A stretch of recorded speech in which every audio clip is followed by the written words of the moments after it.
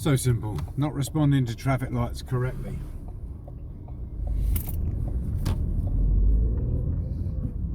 One of the biggest problems with these is some people's misconfusion on what traffic lights are going to do. Easiest option?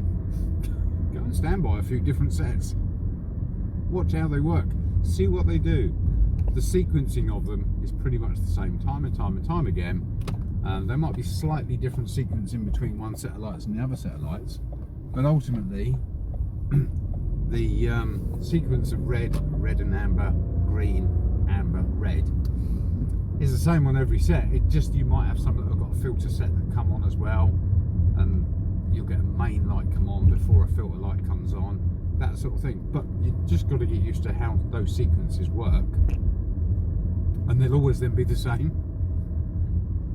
The biggest problem when people come to traffic lights is that they sit there because they're on red, and they don't pay attention to them. They're busy looking at Joe Soap on the other side of the road, or a workman doing some work. They're not paying attention to the lights, and then the lights change, and of course they miss them, and then they don't go. So they haven't responded to traffic lights correctly. Leads to a fault, or potentially a fail if you cause blocking up of a junction, or potentially you're holding people up. Okay, so got a set of lights coming up. I'm going to do a couple there. I'm going to do one that's a filter set and one that's just a sort of standard set, and let you see the differences.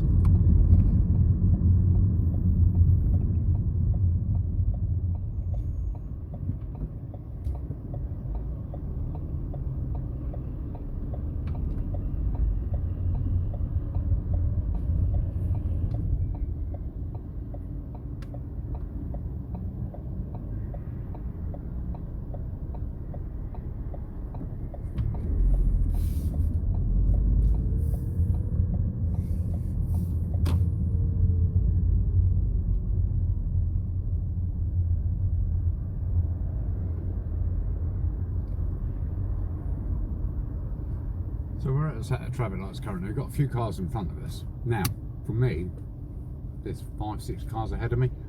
No point in me sitting here in first gear. I might as well put the handbrake on, pop it in the neutral, just relax my feet.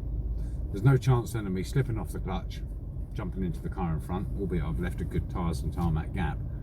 But it just saves the risk. People can become a little bit sort of complacent of what the car is doing with regards to it being in gear still when their foot on the ground. They take the foot off the clutch, car jumps forward, then you get to a panic stage. Now the cars in front of me are starting to move, so I'll select my gear, check around me first, move off. So I'm still paying attention to the lights, keeping a nice gap between me and the car in front, and I'm always prepared. The lights can only go one way from here, and that's back to red. So I don't rush towards them. Just proceed at a steady pace, being prepared that they could go back to red and that I might have to stop at any given time. So I've responded to those traffic lights correctly. Got another set of lights ahead of me. Again, this is a crossing this time, pedestrian crossing. There's nobody there, but somebody could have pushed a button. They might change, because again, they can only go one way, which is red. So I proceed with caution.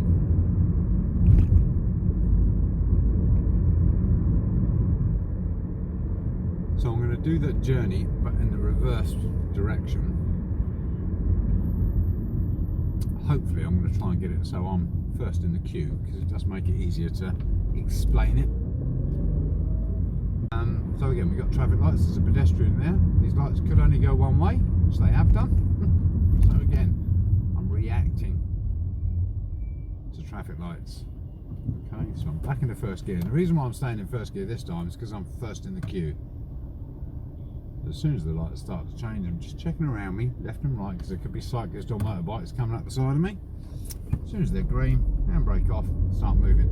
So at the next set of lights, I'm going to turn right. They're currently red, but I'm checking my mirrors, I'm giving an indication, and I'm moving into the lane that I require. So I must stop at the stop line. The lights are red. So I'll stop at the stop line. Lights have now gone to green. I must move forward to where the arrow is in the road. Not very clear arrow, this one. And I sit here and wait, because currently the priority is not mine. I can go if there's a gap, but I sit and wait until the opportunity of either a gap comes, or, as you can see, there's another set of lights on the bottom of these, would be a filter arrow that will come on. Now on this occasion, I'm gonna have the opportunity to go, so I go. Okay. So if I'm just sitting there and I'm not paying attention to the lights, I'm not looking for the gap, and the gap was there for me to go, I'm not reacting to the lights correctly in the manner that I should do. We want to try and keep traffic flowing all the time, and if we're holding everyone up because the opportunity has arisen for us to go and we don't, we're not dealing with it correctly. So again, faults are going to get recorded. It depends at what level an examiner is going to consider that a serious fault, a dangerous fault, or just a standard driving fault.